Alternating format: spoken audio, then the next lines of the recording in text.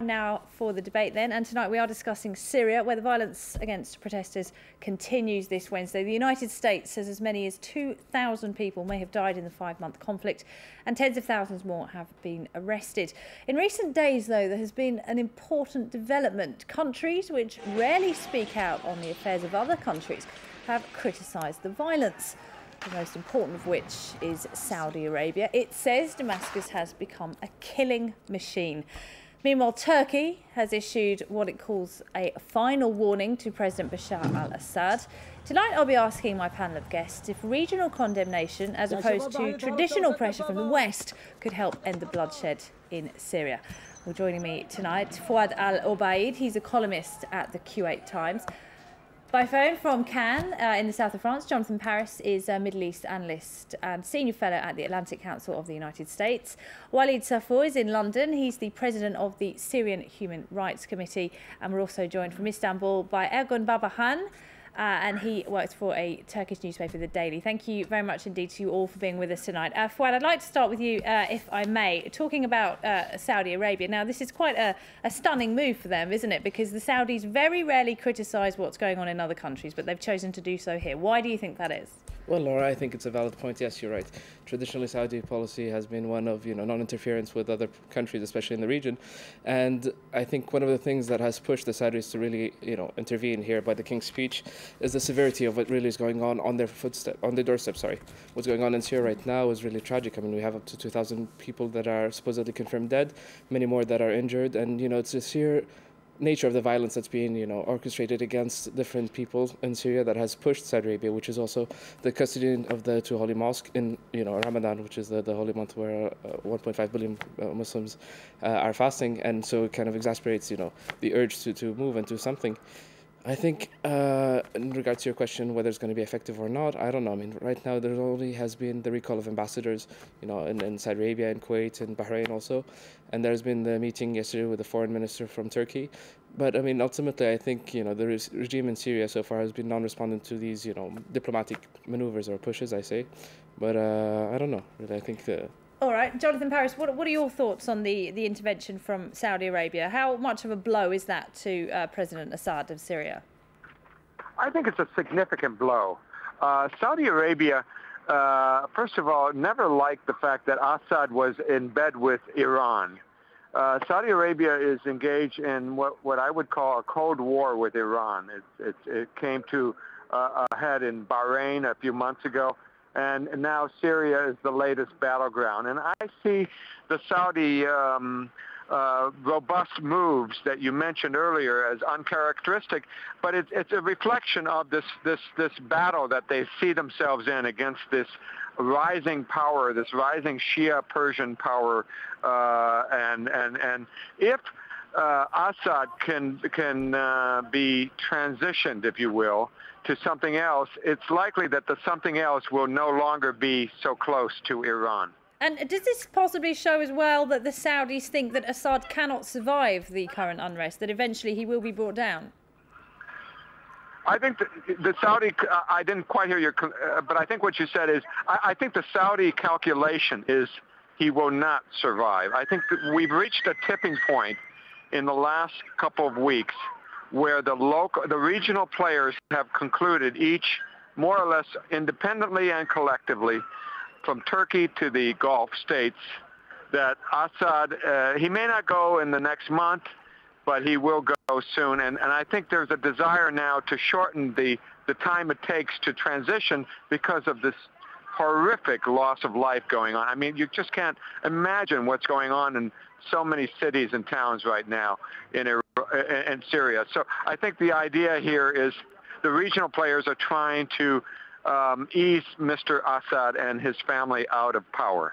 Walid Saffour, the president of the Syrian Human Rights Committee, as Jonathan Paris pointed out, the bloodshed does continue this Wednesday. Around 300 people said to have died in the last 7 days alone. But are you at least encouraged there is some hope that now regional powers are getting involved? Do you think that is a positive sign? Sorry, can you repeat your question? Are you encouraged by the fact that Saudi Arabia and other countries in the region have chosen to speak out over the violence in Syria? The current situation in Syria can't be tolerated by anybody. So as we see, Saudi Arabia, Turkey, Al-Bahrain, Qatar and Kuwait and other regional and international powers come to condemn the extreme use of violence by the Syrian regime. The Syrian regime has been given many chances to reform, but it proved that it is unable to reform and unable to change, though the only option now for the Syrian people and for the regional and international community is to change it, and to replace it with a more democratic system. The Syrian regime, as you see now, is involved in killing its own people. More than 2,500 people have been killed so far, and around 15,000 have been arrested. Even the building did not survive, as we see in the city of Hama, in Homs, in the resort in Al-Bukmal. Many buildings have been destroyed, and as well people in the streets have been killed without yesterday and today, as we have heard that children have been killed. The use of extreme force by the Syrian regime tell us that he used the policy of the burnt land, and now he is using as well the policy of Simpson option. Right. He is going to destroy himself and its own people, but it will not survive. Right, okay. Well, Turkey has also weighed in on what's happening in its neighbour. Remember, the two countries do share a very large land border. Let's have a quick listen to what the Turkish Foreign Minister had to say earlier. We had the opportunity to discuss very clearly and in a transparent way with Mr. Assad the steps that can be taken to avoid the army coming face to face with the people and to avoid further tension like what happened in Hama. Fuad al-Abaid, Turkey has its own concerns here, doesn't it? Of course, all of this unrest is happening right on its doorstep, and it's already had to deal with a huge refugee crisis, tens of thousands of people fleeing the violence there. It's understandable, isn't it, that Turkey is very, very angry about what's happening? Obviously, I mean, having that much drama on your doorsteps is something that's going to be of great concern to any country, not only Turkey. And I think it's not only Turkey that's really feeling the pinch right now. I mean, it's Iraq, it's Jordan, it's Saudi Arabia. And also, I think now that you've mentioned Turkey, it has a lot to do with the polarization. Perhaps one thing that led Saudi Arabia to go on a diplomatic outreach is the fact that Turkey itself is vying to, cuddle up with the Middle East and try to emerge, as a regional power in its own self within the Arab world. And that, I think, has also pushed a lot of countries who didn't have a clear, determined idea on how to deal, with Syria to kind of, 2,000 people died, tanks are being rolled into cities, people are being murdered. You have, leaks on Facebook, Twitter, on YouTube and whatnot that has really pushed a lot of grassroots movements within the different countries. Within Kuwait, perhaps, I don't know if you've heard, but there's been a lot of protests against the Syrian embassy and the desire from both the people and members of parliament to expel the Syrian ambassador, which kind of shows that today in 2011, I mean, the people do have a say in what's going on. All right, let me put that to Ergun Babahan, who's just joined us now from Istanbul in Turkey. So we've had a very strong warning from Turkey. Turkey saying that this was the final warning for President Assad. Very strong language being used. But it seems that the regime is just merely trying to antagonise Turkey. Today we've got 3 towns which have been invaded, reportedly. Taftana, Sermin and Binish, all near the border with Turkey. It seems that Syria doesn't really care what Turkey thinks at all. But after Mr. Davutoğlu's visit, the security forces left Hama. Probably tomorrow, a group of Turkish journalists are going to visit Hama together with some people from the foreign ministry. It seems Mr. Assad is trying to buy time for now because I guess Turkey made a blank statement to him that things cannot go that way because Syria is important for Turkey in two aspects. First, humanitarian. The second is security. I guess since it lasted for 6.5 hours, the meeting between Mr. Assad and Davutoglu, I guess he understood what Turkey meant. He will still be trying around these matters, but I guess finally he will understand that he has no choice but either leave the power or reform the system. Well, Prime Minister Erdogan has said that he expects or he hopes for some kind of reform within 10 to 15 days. What will Turkey do if Assad continues to ignore what they're calling for? What Turkey is trying to do now to get attention, the situation in Syria first. Second, try to build a kind of international coalition to intervene to the business doing by Mr. Assad. I guess we can see if he doesn't obey these demands. We can see air operations against his armed forces. Also, some security actions like Turkish military forces getting into Syria 50, 60 kilometers, building a security lane there and controlling the flow of refugees. Jonathan Paris, if I could bring you in on this. Now, as we said, Saudi Arabia and Syria were never friends. Turkey and Syria, on the other hand, were quite close. They even worked on military operations together. Is this more of a blow to Assad? Yeah, I think this is all very interesting, what's going on between Turkey and Syria.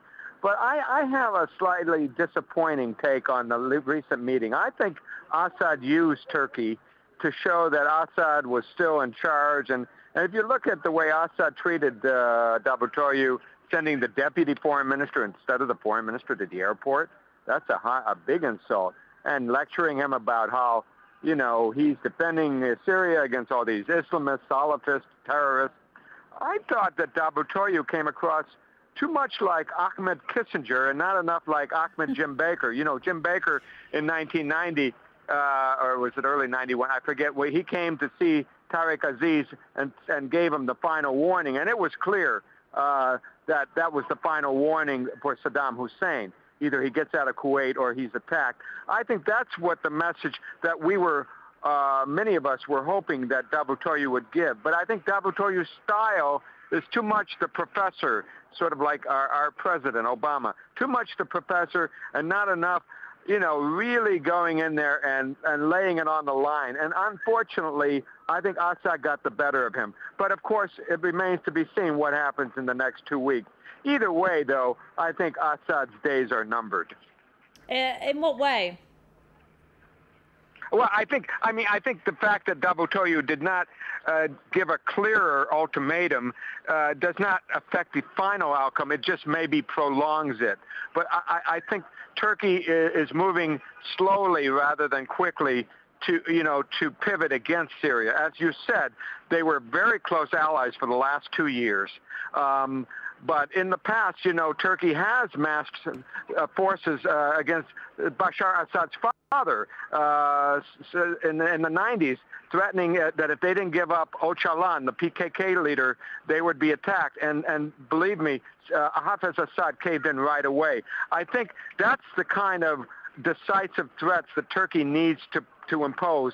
I think I heard somebody else say the possibility of a military action against Syria. That's the kind of threat that I think may change Hafez. But change to what? I don't think Assad has a way out.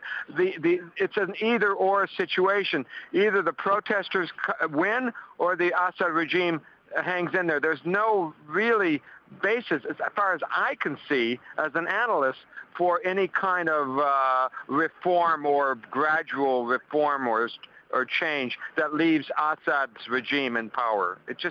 I don't see how it can work given what's happened the last 6 months and what's happened the last 40 years. Right, and Fouad El-Awaidi, it's a kind of a perfect deadlock at the moment, as Jonathan Harris just pointed out. Either the protesters win or the government wins. There seems to be no possibility for compromise right now. You're absolutely right, but I think, you know, a lot of the talk that has been, you know, geared towards Syria right now, on the behalf of Saudi Arabia or Turkey or other countries, is a very delicate talk. Because on the one hand, you do want to intervene. I mean, the main concern is to stop the killing. I mean, no one wants to see more civilians being killed, and a return to the status quo would be the ideal situation for most people. Nevertheless, I mean, intervention or any action, in Syria would be unthinkable right now, because the consequences of such an action would be far too great. I mean, Syria right now seems to be the powder keg of the Middle East, and you have too many interests in it, whether political or diplomatic or even sectarian, because I mean, the nature of Syria right now is the fact that the president of Syria is from the Alawi minority, which is a Shia sect, and the majority of the population is Sunni. And so you already have this galvanized, situation that, is not limited to Syria, but to the entire Arab Middle East, whereby there's a clash between Sunnis and Shiites, and it can be exasperated in a conflict if it happens in Syria. Jonathan, I want to bring you back to the outside pressure angle, if I may. Do you think that at the moment we are, however powerful it might or might not be, we are seeing the emergence of a kind of alternative coalition, if you will, of external countries putting pressure on Syria? We've got Saudi Arabia. I mean, we've certainly never hear from them in terms of human rights. We've got Russia even changing its stance slightly as well. We've got other countries. We've got India, Brazil, South Africa, Algeria, all of these countries. Do you think this is developing into some kind of alternative? Because the West is, of course, right now tied up with other things. Libya, of course, one of them. Well, I think that alternative won't really be able to make a real impact. I would like to see Turkey, Saudi Arabia, Qatar maybe, France, the United States form a contact group and just start to work on a transition. Work with, in communication with themselves and maybe in communication with the opposition group, help professionalize the opposition group, help put the army leaders on notice that the human rights people are watching them and are going to prosecute them if they commit human rights violations against unarmed protesters. Those kind of things can be done with the West and the East. I don't think it's an either or. So I would like to see a contact group, maybe led by Turkey or France. And I don't think Libya prevents that. I don't think we need to say that because we're involved with Libya, we can't pay attention to at least forming a little bit of a contact group to work with the opposition and to work on the transition, and above all, to help the Syrian people work on a roadmap for a post-Assad Syria. Ergun Babahan, what are your thoughts on that? Do you think we might see Turkey start building up support with other countries, including Saudi Arabia?